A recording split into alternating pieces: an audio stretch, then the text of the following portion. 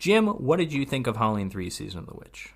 Despite what a lot of other people say, I really enjoy this movie. An awful lot of people have come around on this movie, I think. There are still people that don't like it, but a lot of people really respect it and think it's maybe not great, but pretty darn good. I think there's a genuine argument that it's the second best film in the Halloween franchise, which it's honestly a terrible franchise for the most part. So, my only real point is that, this is a perfectly fine, standalone, non-Halloween related film, and I think it would have... Yes, yeah. Yeah, it's just kind of a shame that I guess both critics and companies deemed an anthology series not to be a worthy pursuit, because I think it could have been something really interesting and special. Yeah, because how many movie anthology series are there? I don't think there's really any. You have the VHS movies, which each one of those movies is an anthology, and then it also has a series. But that's something we see in television a lot, in the horror and sci-fi genres, the Twilight Zone, The Outer Limits. Mm-hmm. Probably the closest comparison to this.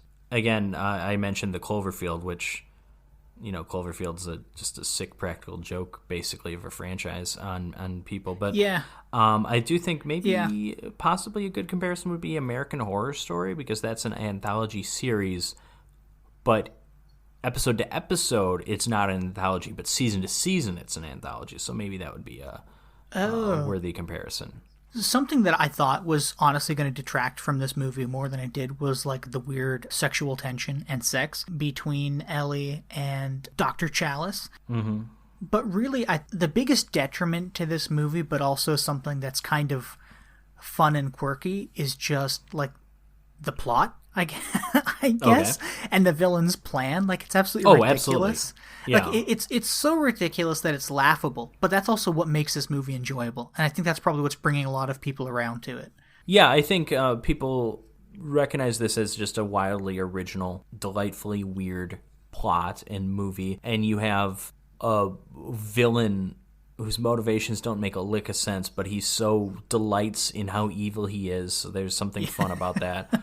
There's an over-the-top, there's a bit of a kind of a Bond villain quality, which that's what I love about the classic Bond villain. We've kind of gotten away from this in the more realistic Bond movies, but the villain with the over-the-top plan, I'm going to drown the entire world so I can live underwater in my city of Atlantis, in The Spy Who Loves Me or something like that.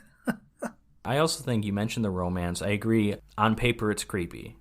I actually kind of like the bluntness of it, how dumb it is, because I almost think it's funny. Whether or not it's meant to be funny, I don't know. Yeah. I also like the idea, again, Tom Atkins as the protagonist. He's a lot older than you would have as your usual protagonist in a movie like this.